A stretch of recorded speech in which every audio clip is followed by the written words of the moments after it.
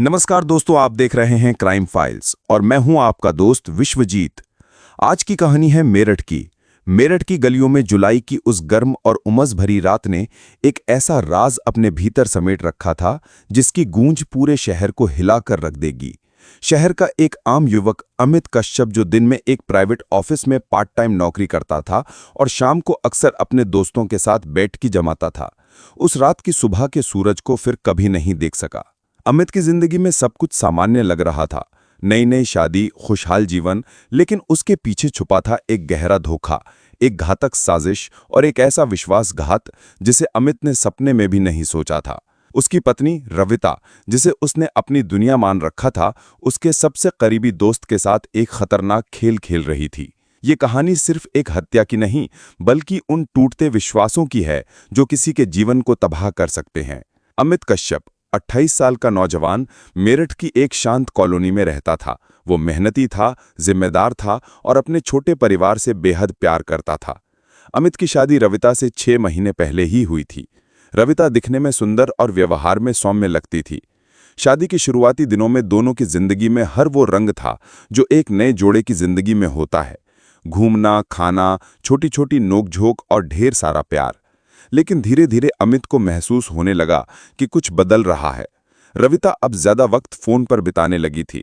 उसे छोटी छोटी बातों पर चिढ़ होती थी और सबसे अहम बात, अब वो उससे नजरें नहीं मिलाती थी। अमित के दोस्तों में सबसे नजदीकी था अमरदीप, वही अमरदीप जो शादी से पहले और बाद में अक्सर उनके घर आता जाता था। एक बार तो रविता ने खुद अमित से कहा था कि अमरदीप बहुत हंसमुख और समझदार है।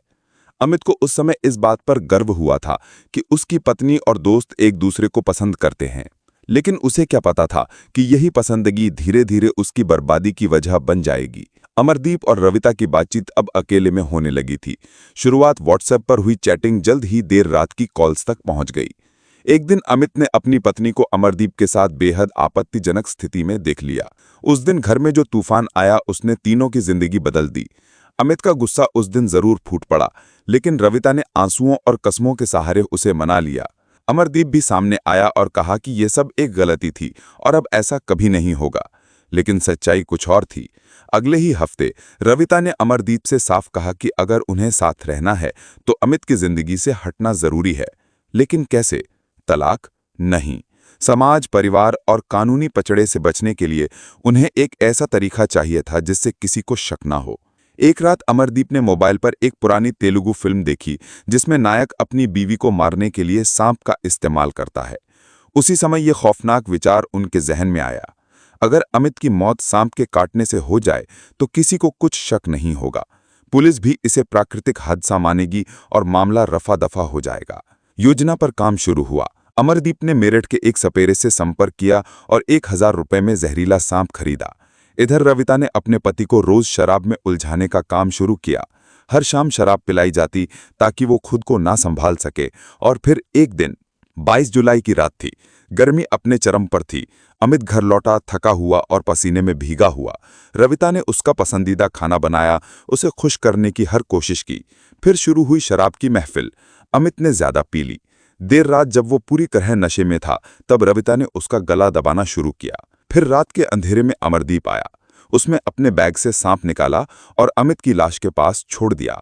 रविता ने अमित का हाथ सांप के पास रखा और एक दंश जैसा निशान खुद ही उसके हाथ पर बना दिया। सुबह रविता ने मोहल्ले वालों को चिल्ला चिल्ला कर बताया कि उसके पति की मौत सांप के काटने से हो गई है। मोहल्ले में हड़कंप मच गया। कुछ लोग डर के मारे पास नहीं आ रहे थे, लेकिन कुछ समझदार लोग सवाल पूछने लगे। किसी ने कहा, इतनी बड़ी कॉलोनी में सांप कहां से आया?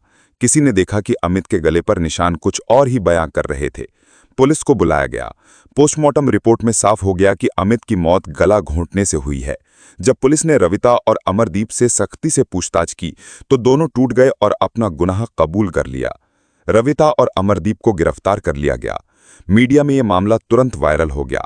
हर चैनल पर हेडलाइन चलने लगी, पति की हत्या कर सांप को बनाया बहाना, तेलुगु फिल्म की तर्ज पर मर्डर, प्रेम में अंधी पत्नी की घातक साजिश। पुलिस भी मजाक में कहती नजर आई कि अगर प्लान नया होता तो शायद पकड़ में नहीं आते, लेकिन ये जोड़ी पुराने प्लॉट पर भरोसा कर बैठी। कोर्ट में केस चल रहा है और दोनों को आजीवन कारावास की सजा मिल सकती है। मेरठ जिला अदालत में जब ये केस शुरू हुआ तो कोर्ट रूम खचाखच भरा रहता था। लोगों को जानना था कि एक पत्नी कैसे इतनी निर्दयी बन सकती है। केस की सुनवाई के दौरान गवाहों की कतार लगी रही, डॉक्टर, मोहल्ले वाले, संपेरा और सबसे अहम पुलिस अफसर। जज ने कई बार रविता से सवाल किया कि क्या तुमने कभी अपने पति की आंखों में देखकर सोचा था कि वो तुम्हारे साथ इतना वफादार है? रविता चुप थी। फोरेंसिक रिपोर्ट में साफ बताया गया कि अमित के शरीर पर सांप के काटने का कोई असली निशान नहीं था। गले पर दबाव के साफ संकेत थे। शरीर में नशे की मात्रा बेहद अधिक पाई गई, जिससे पता चला कि हत्या से पहले अमित को जानबूझकर शराब पिलाई गई थी। अमरदीप और रविता अब जेल में हैं। शुरुआत में वे एक दूसरे को चुपचाप देख लेते थे, लेकिन अब दोनों एक दूसरे से बात भी नहीं करते। रविता अक्सर रोती रहती है और कहती है, काश मैंने अमित की जगह अमरदीप को खो दिया होता। अमरदीप के चेहरे पर अब डर है। वो दिन में खाना नहीं खाता और रातों को चीख कर उठता है। उसने जेल अधिकारियों से कहा है, मैंने अपने सबसे अच्छे दोस्त को मारा, मैं इंसान नहीं जानवर हूं।